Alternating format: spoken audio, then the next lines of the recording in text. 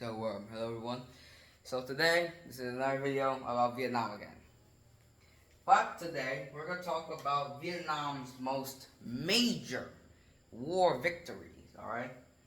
So, starting off is we have the rebellion against the Chinese occupation in 981. So, the person responsible for this rebellion is a man named Ngo Quyen. It's how you pronounce it in like English. In Vietnamese, we pronounce it Ngo Quyen, Ngo Quyen. So he had this idea, right? So in southern Vietnam, there was a river called the Bạch Dong River,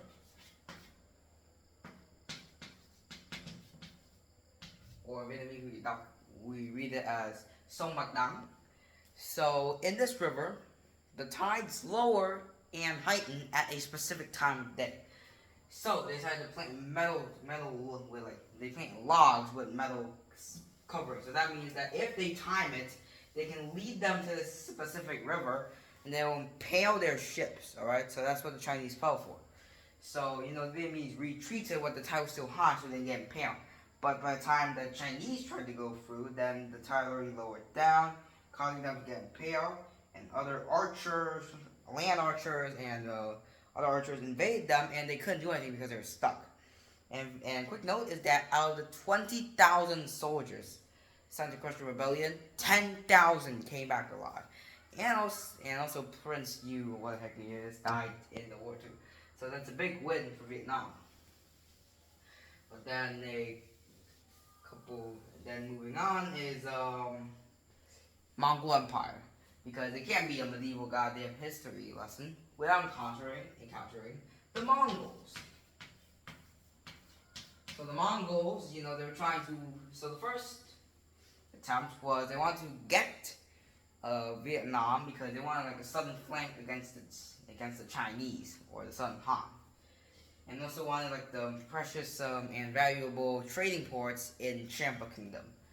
So, the Vietnamese, they weren't going to let that slide, alright? In fact, there was a vote in the Citadel, and the elderly people shouted fight. Like, they were mad, alright? They were angry.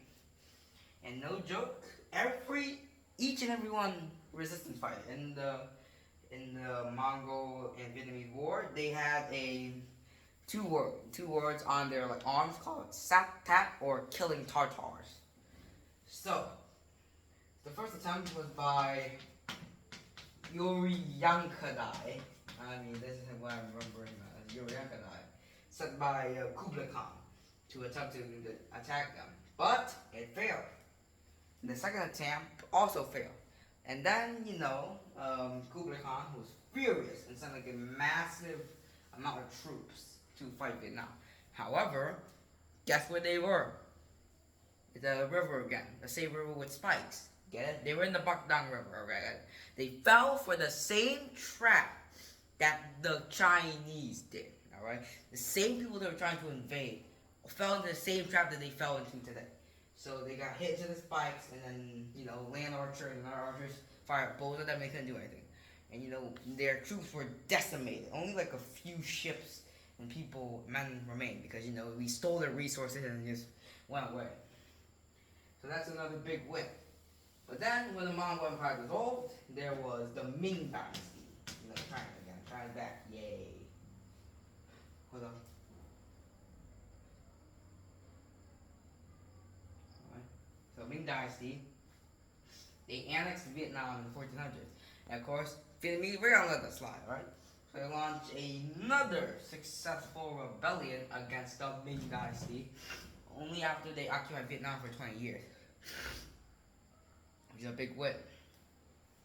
And then there was the Champa Kingdom. The Champa Kingdom in Vietnam, Champa was a Indian-influenced kingdom, and Vietnam was a Chinese-influenced kingdom.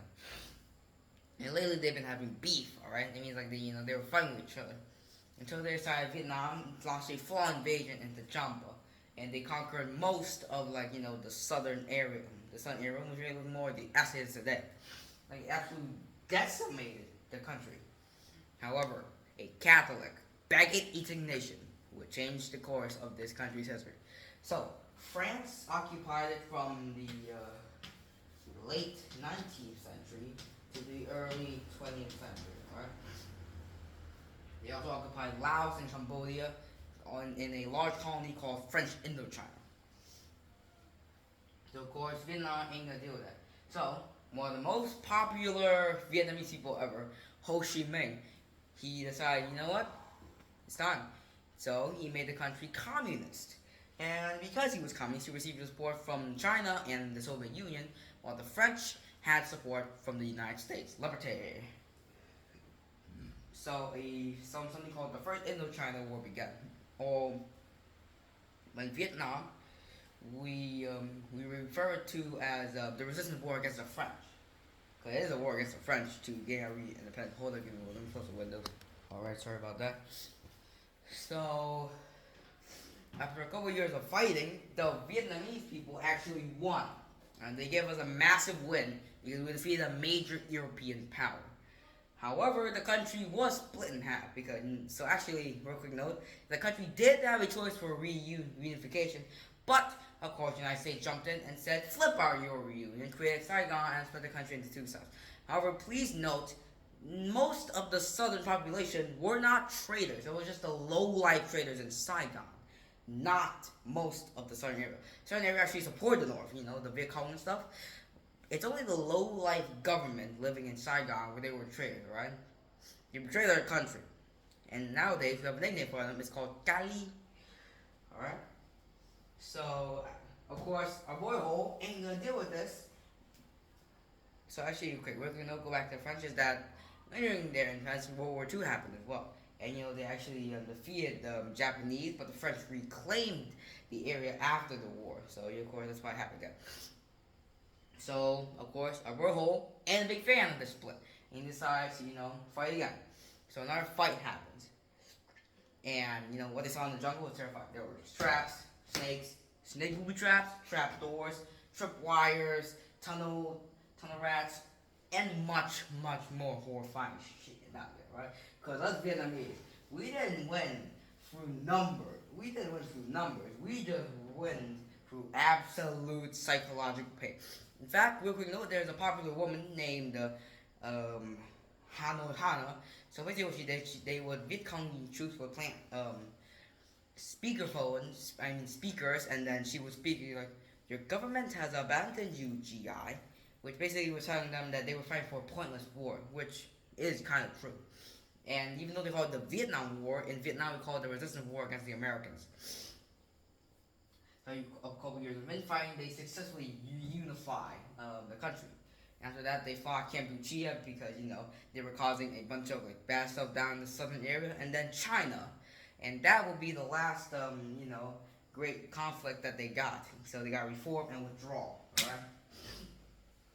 As of right now, Vietnamese army has about 600,000, between 450,000 to 600,000 active personnel, and a reserve number of 5 million personnel, which is the highest number of reserve troops in the world. Alright? So, yeah, those were some of the major wins for my country. Get stumped on, you Americans.